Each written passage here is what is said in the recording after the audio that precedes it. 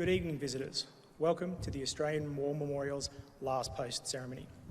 My name is Chris Weidenbar, and joining us today from the Royal Australian Air Force is leading aircraft woman Tara Bowen. We welcome the veterans who have served, those that are still serving, and the families that support them. We acknowledge the members of RSL and Services Clubs Association, RSL Victoria, and RSL Queensland who are watching the broadcast of this ceremony across Australia. During this evening's ceremony, wreaths will be laid at the base of the pool of reflection by visitors to the Australian War Memorial. Please stand and join in singing the national anthem.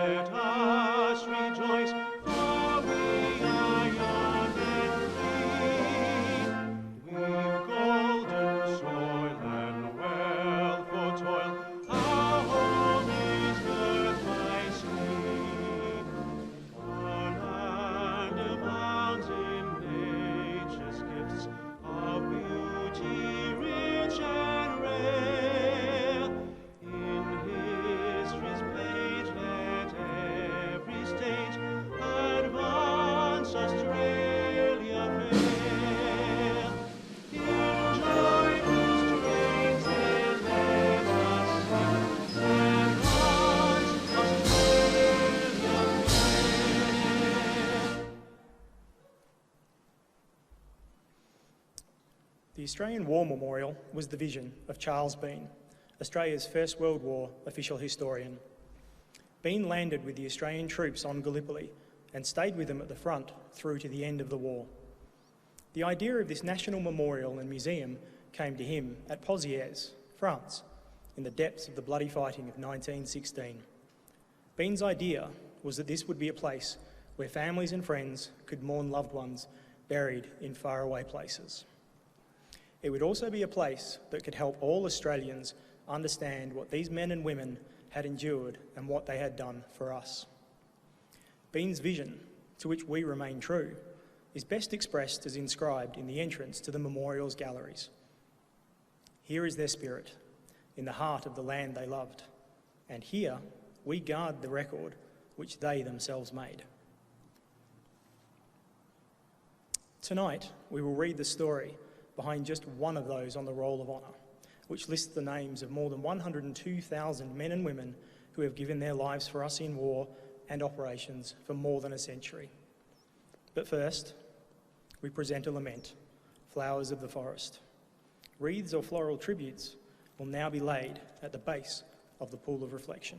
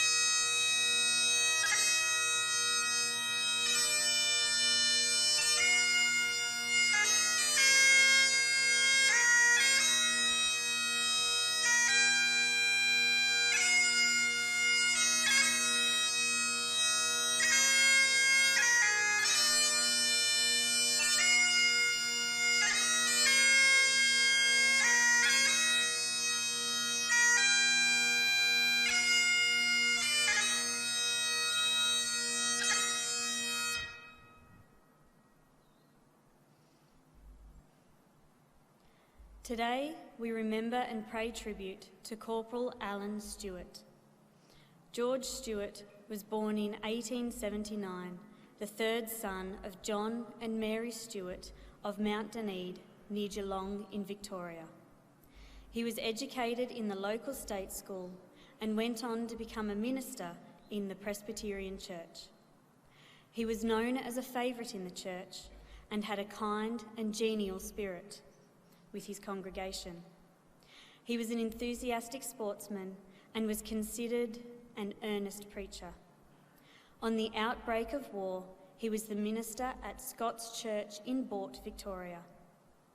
Stewart volunteered to be a chaplain to the Australian Imperial Force shortly after the outbreak of war in August 1914. But his application was not successful. Nevertheless, he felt strongly that his duty lay in going to war. His friend and fellow minister, Reverend Crookston, offered him a position in the Inland Mission if he needed a change. But Stewart argued his point. Crookston later wrote, "Our correspondence at the time was chiefly about duty. I put the church aside and he the other. He was in such dead earnestness that I could not but admire his attitude."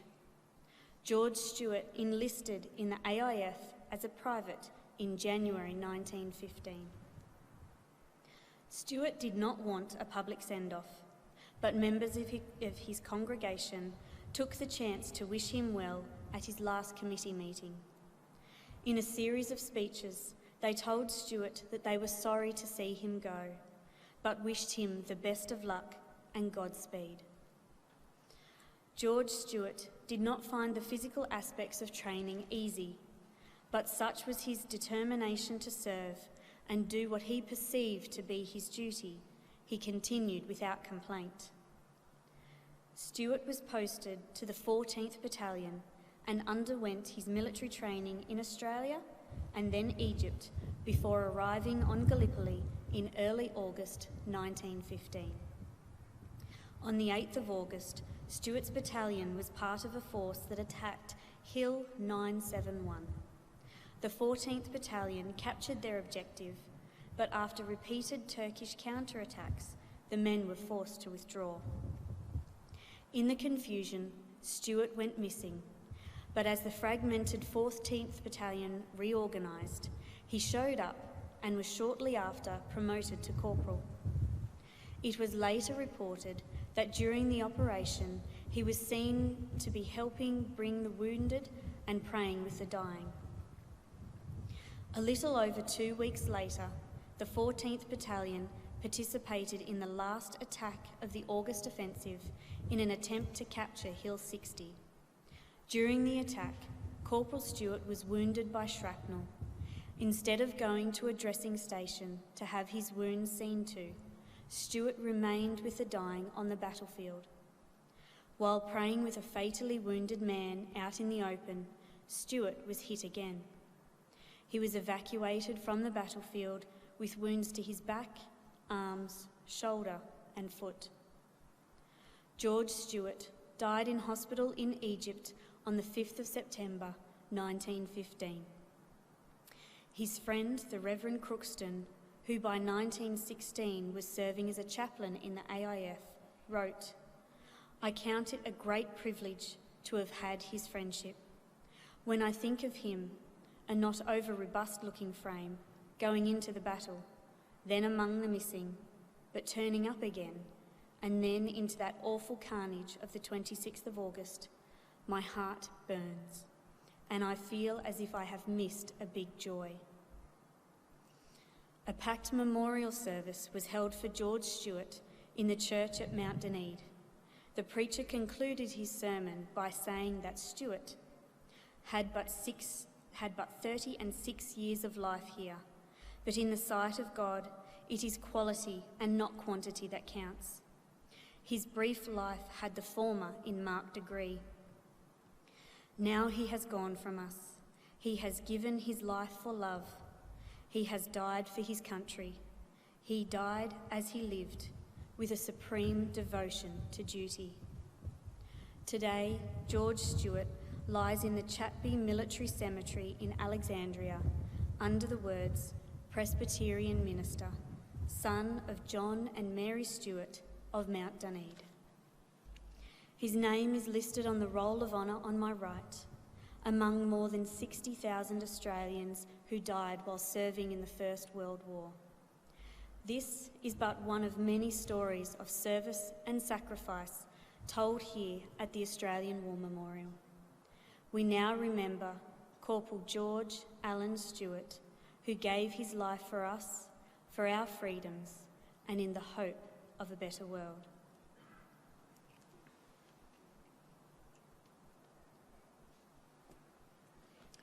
Please stand for the reading of the Ode and the sounding of the last post.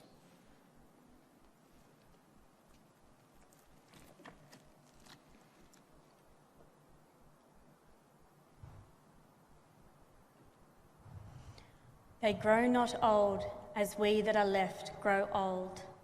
Age shall not weary them, nor the years condemn. At the going down of the sun and in the morning, we will remember them. We will remember them.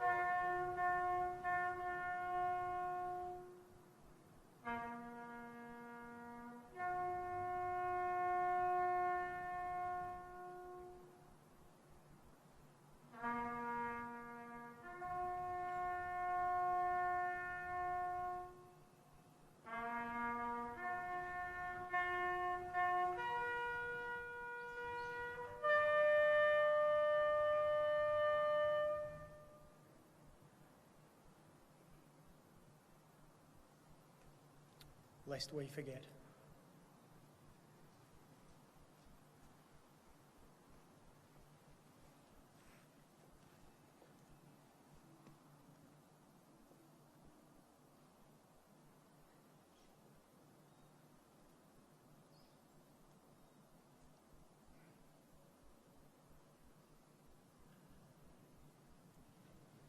We leave you this evening with the words of the memorial's founder, Charles Bean.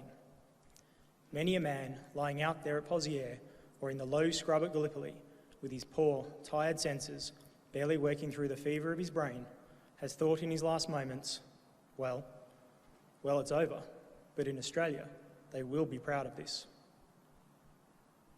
Ladies and gentlemen, that concludes the last post ceremony. We thank you for visiting the Australian War Memorial and wish you all a very good evening.